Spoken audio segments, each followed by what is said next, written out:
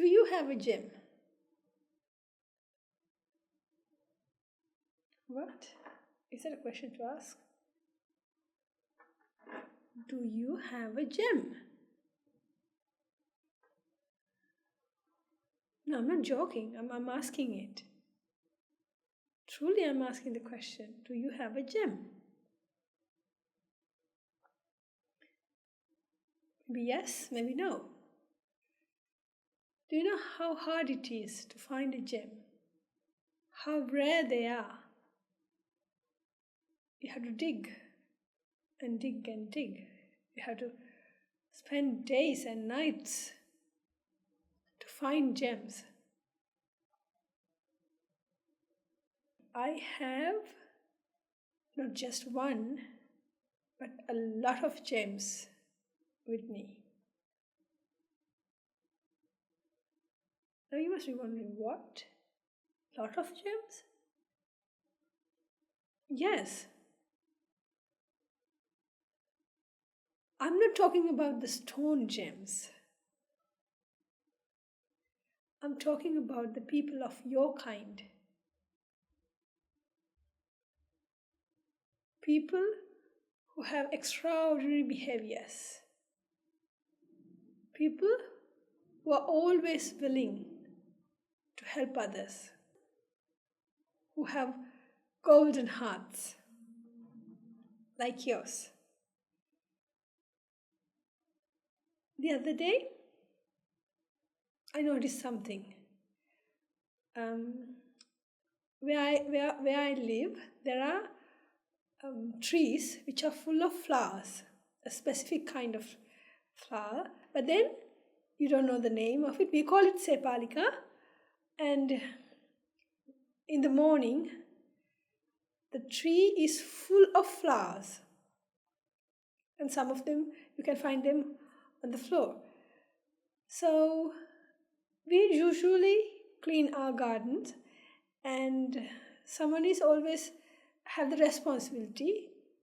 She has the responsibility. There's another lady who's also like myself, and then she has a responsibility to clean the garden, like sweep it. So every morning she wakes up around 4 a.m.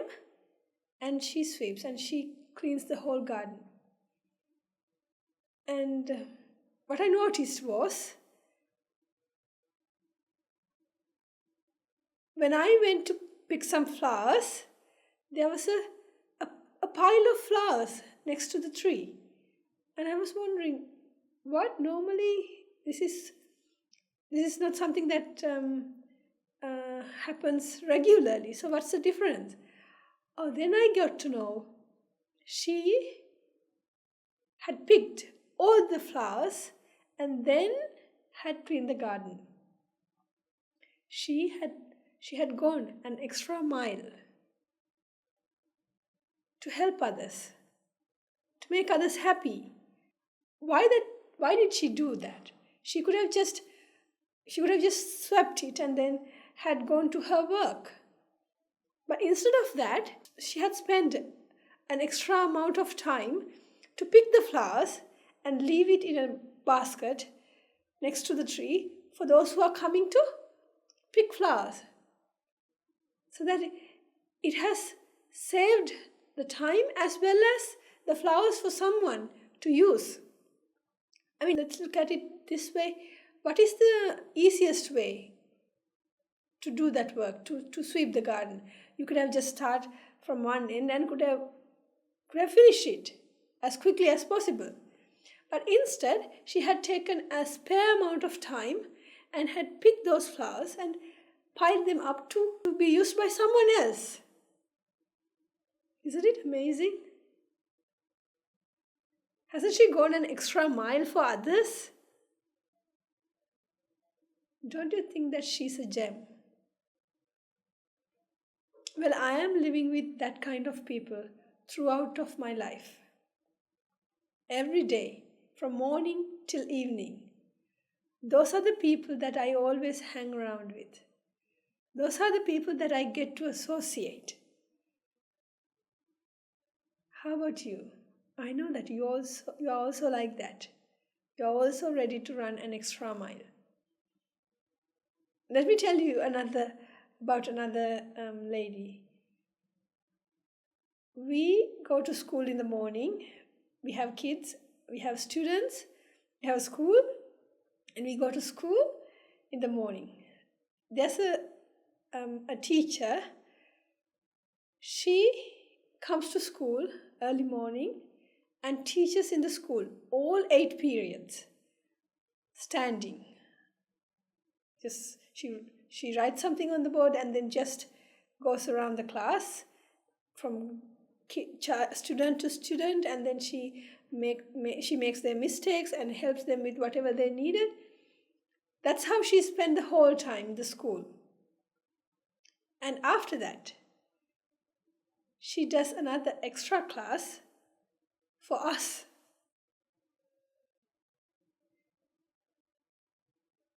Think of her life. She teaches students, school kids in the morning, and the evening she does a class for us, an extra one.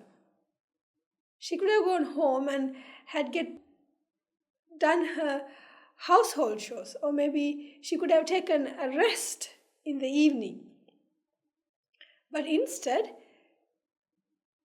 she runs an extra mile to support us, to improve our knowledge, to improve our speaking abilities. Think of that person. Don't you think that she's a gem? I'm pretty sure the one who's looking at this, you must be a gem like that. How many times did you run that extra mile to help others? Is it daily? Or is it all the time? Or is it once a week? How do you put yourself into this basket? Can you name you as a gem? Oh, can't you? If you feel that you are not ready to run an extra mile, let's start to do that. Why? Because if you run an extra mile, you can make others' lives colorful. You can make others' lives more meaningful. You can help others in different ways. Maybe sometimes you don't know how much useful was that the simple act you made. It might have done a huge impact to their lives. So let's try to go an extra mile every day, whenever it is possible. Maybe you're taking your vehicle out of your home, and then your next door neighbor is late to work. So you can give him or her a lift. Maybe their kids are getting late, and you are taking your kids to the school and they are going to the same school. So why don't you give them a lift and drop all the kids in the school and help them?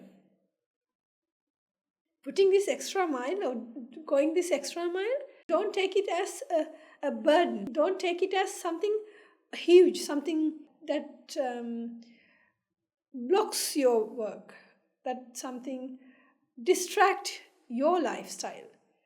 But instead, try to add certain things which is easy for you to follow. At the same time, you do something extra for the others. Why did I say this? Why did I mention this? What goes around comes around. What you give is always what you get. So if you can do this, if you can run this extra mile for the others, definitely the others will do the same. I mean, it's not because that you want to make your life easy that you are doing this. Just do it because that you want to make others' lives easy, so that they'll get the best out of their lives. And of course, you'll be given the best. Either you want it or not, you will be given the best. So always, it's good to make others' lives better and happier. Let's start running that extra mile. If you didn't do it, let's start it today onwards. If you've been doing it, then let's further improve it.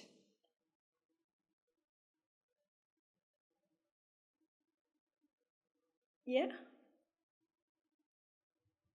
I think this is, I always like to add small tips to your life to make yourselves happier. So this is today's tip. Running an extra mile. This is today's tip that I added to make your lives better, happier. All right. We've been talking about the colors. We've been talking about the sight. In the last episode, we discussed about how does the sight happen, how does the color happens, and we discussed about the reality and the perceived reality. I hope you all remember, but let me recap it. Just for those who are new to this session, let me draw what I drew the other day, the last time. So we were talking about the sight. How does the sight happen? So this is the eyeball, and we discussed about the retina. There are cones and rods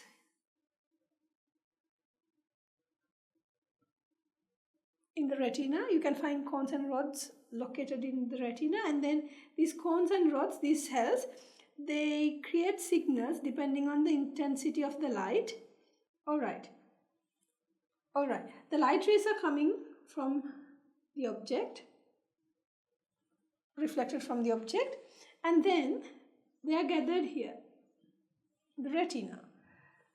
Depending on the intensity of these light rays, these cells, they create different signals depending on different intensities, and those signals transferred to the brain by this optic nerve. So this is the diagram which I drew the other day, and I told you that where we discussed where does this color happen. So if depending on the intensity of the light, rods and cones, they produce different signals, and depending on those signals in the brain, the color happens. Color happens somewhere here. But what you think is the color is out there in the outside world. But in the outside world, to be honest, there are no colors. So even though you think the world is full of colors, the world is actually a very gloomy place, a very dark place. I told you that this is high school science, but we didn't pay any attention to this, and we didn't care about it, so we didn't know about it. But now, open your eyes. Be aware. Just take a moment to think about it. Why do you always trap yourself in an illusion? Why do you always stick with this massive trap? I mean, if you know the truth, if you understand it, why don't you try to come out of it? That's why I'm trying to awake you all. Because we were in a deep sleep, we didn't know about it. Even though we knew about it, we didn't think about it.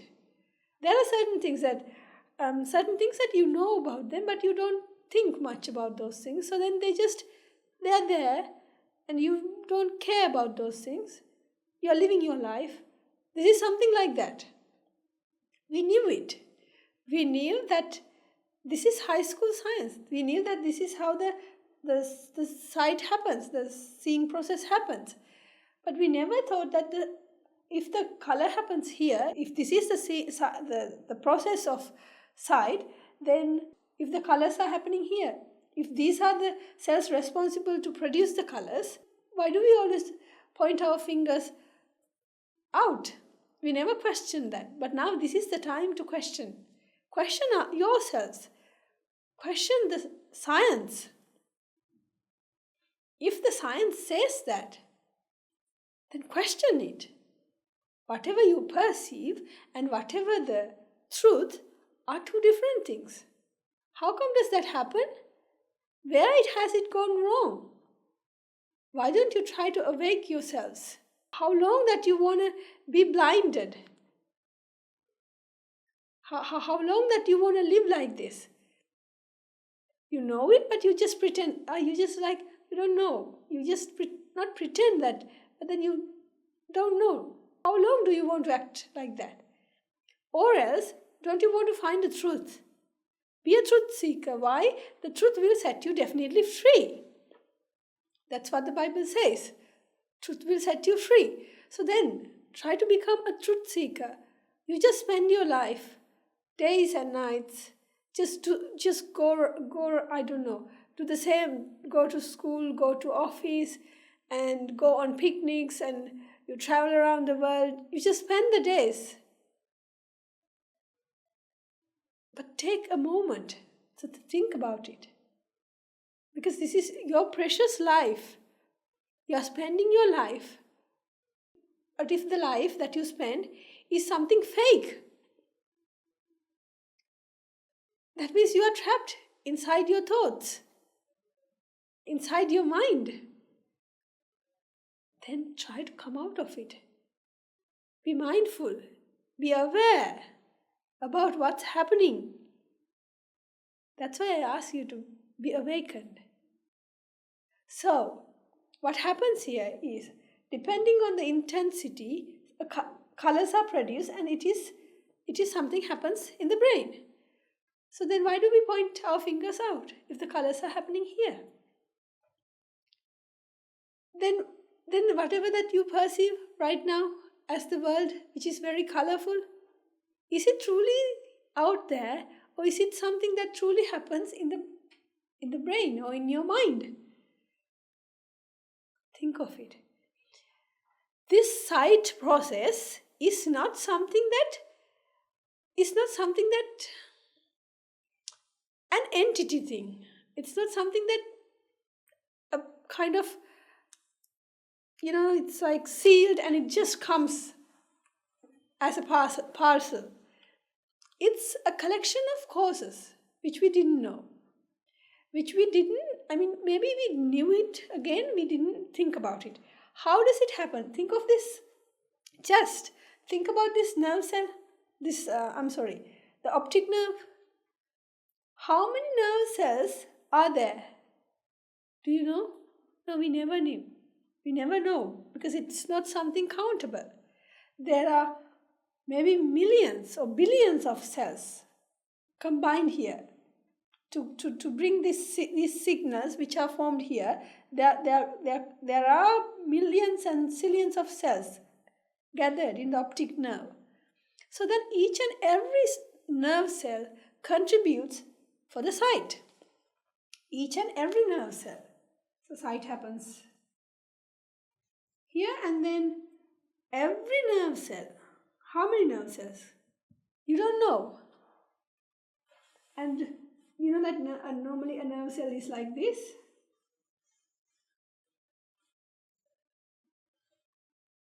And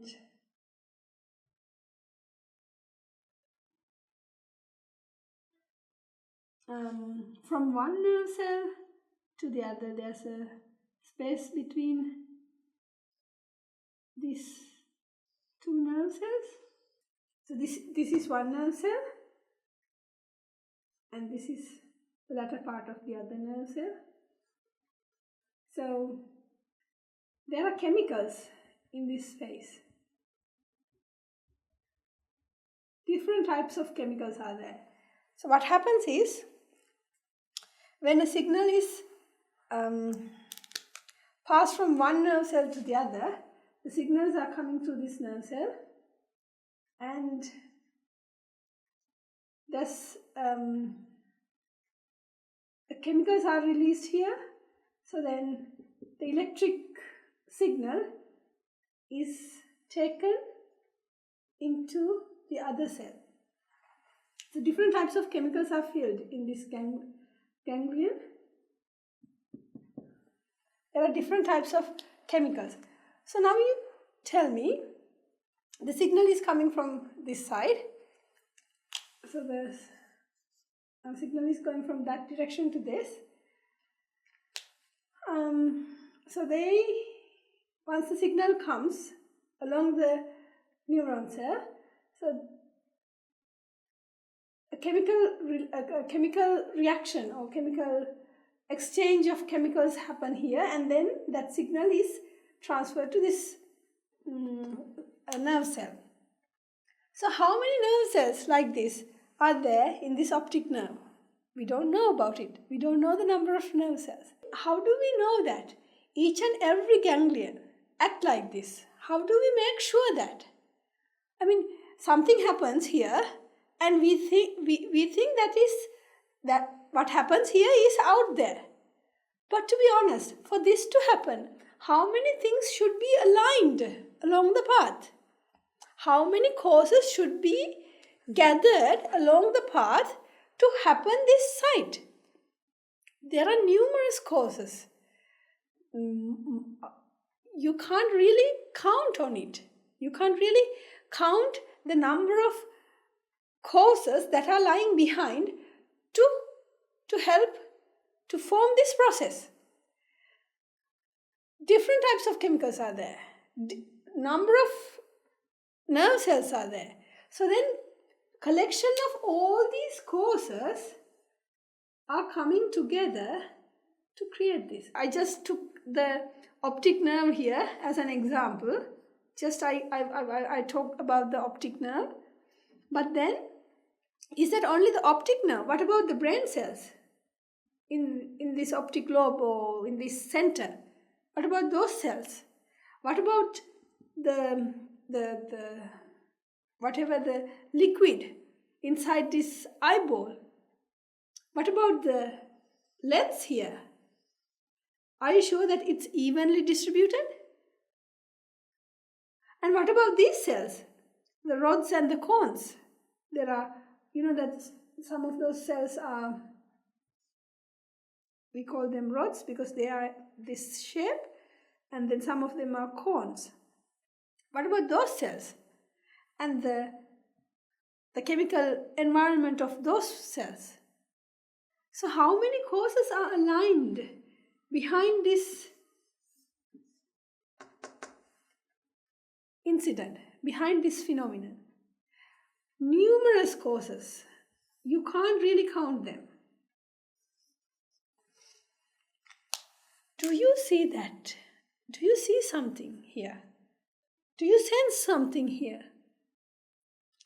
Even though you feel sight is something that happens, like it's very rigid.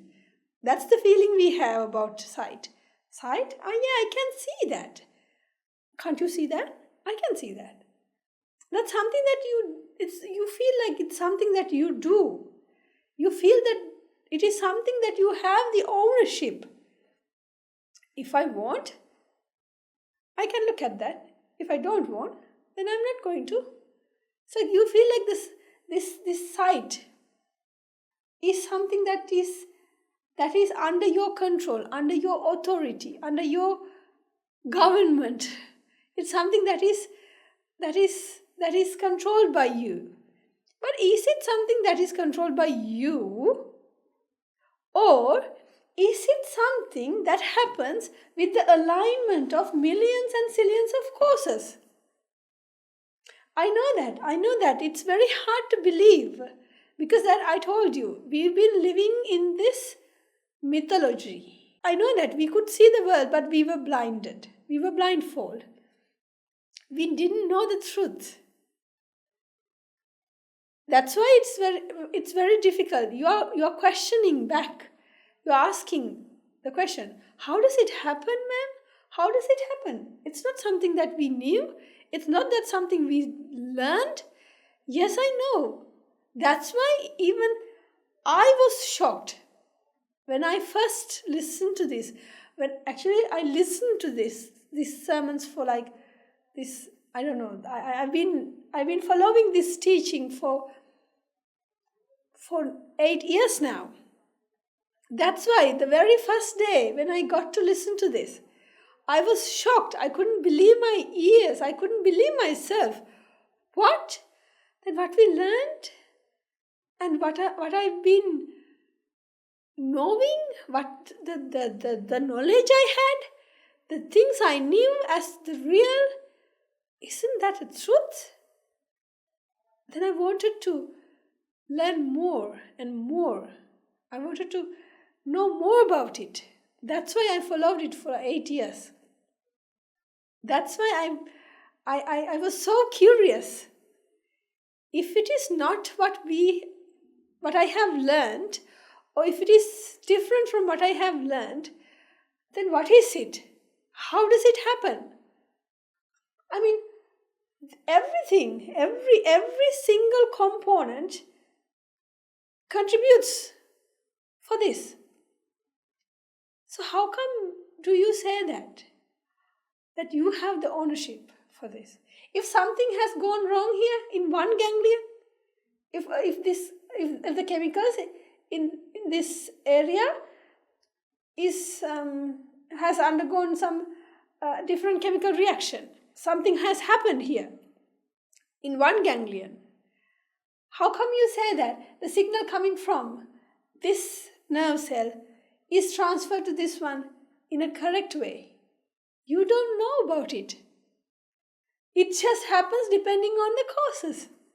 It's not that you could not add whatever the sodium or the calcium or whatever chlorine or whatever I can't remember what are there in this ganglion, but can you add those salts?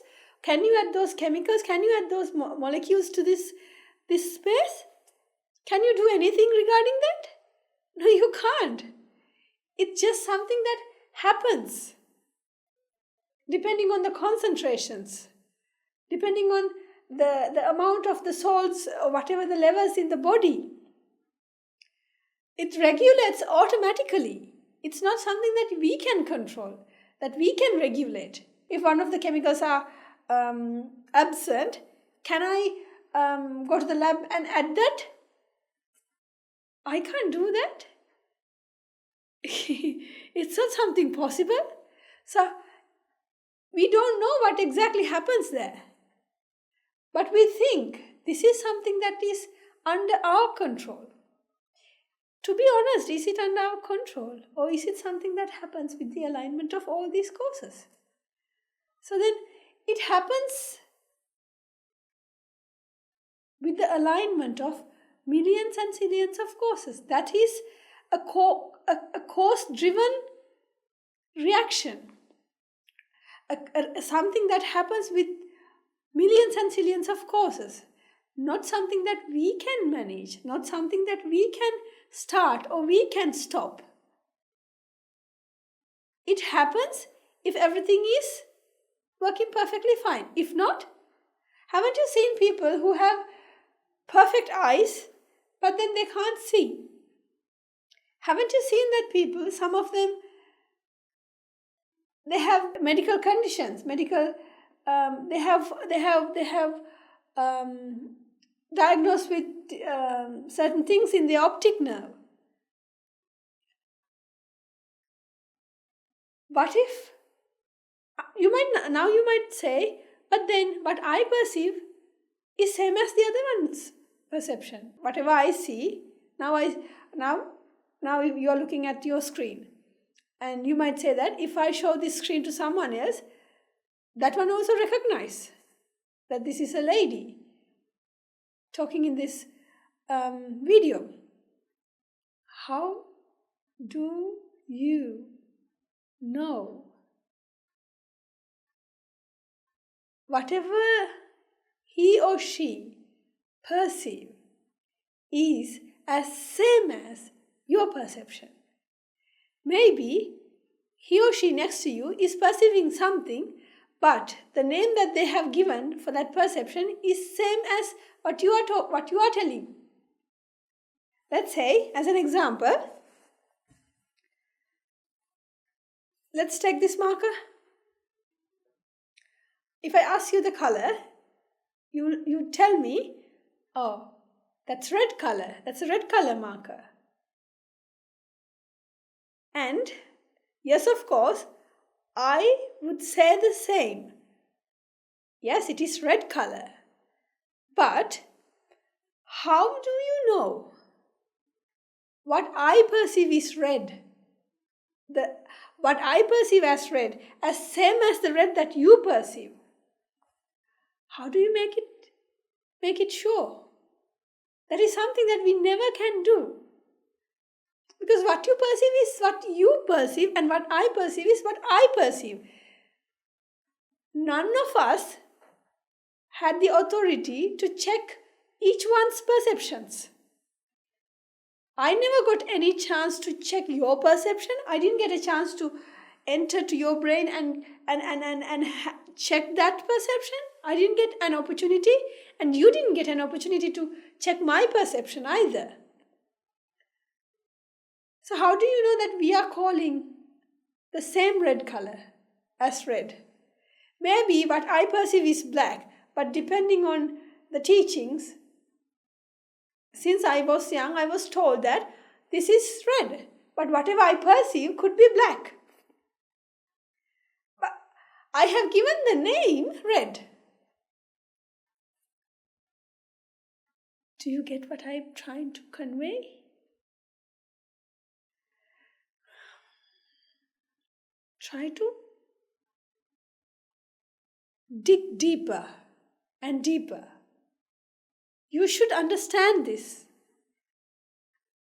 Why do you kind of trap yourself in a myth, in a fallacy? Why do you allow yourself to be trapped in a fallacy? What's the purpose? If you can't understand this, you can come out of it. There's a way to come out of it. Just take some time and think about it.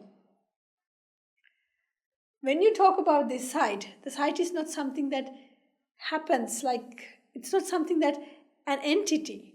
It's an alignment of millions and zillions of causes. Once the causes are changed, the result also changes. You can't control this. It's not that you who does the sight. Try to understand this. It's not that you who control your sight. It's something that happens with the alignment of the causes. It's a reaction. It's a process. It's a process that happens with the alignment of all these small causes. Try to understand this. And try to unlock the doors to the truth. If you come into your senses, try to unlock the doors to the truth. Because you don't know, my dear ladies and gentlemen, whatever the problems that you encounter today, name it.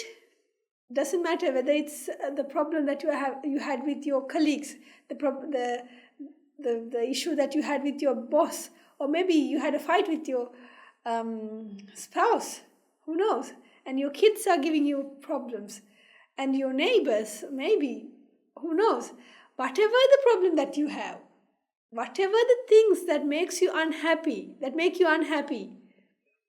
it's not because that something is wrong with them or something is wrong with the outer world. It's not that those things can make you unhappy. It's not that those people that can make you unhappy or give you problems. It's you. It's because of you that you encounter those problems, encounter those stresses. whatever the mental burdens or physical burdens, all of those things, is because you don't know the truth. It's because we never paid an attention to these studies, this knowledge, this wisdom. You have to come along this path to find the truth. Why? Because truth will definitely set you free.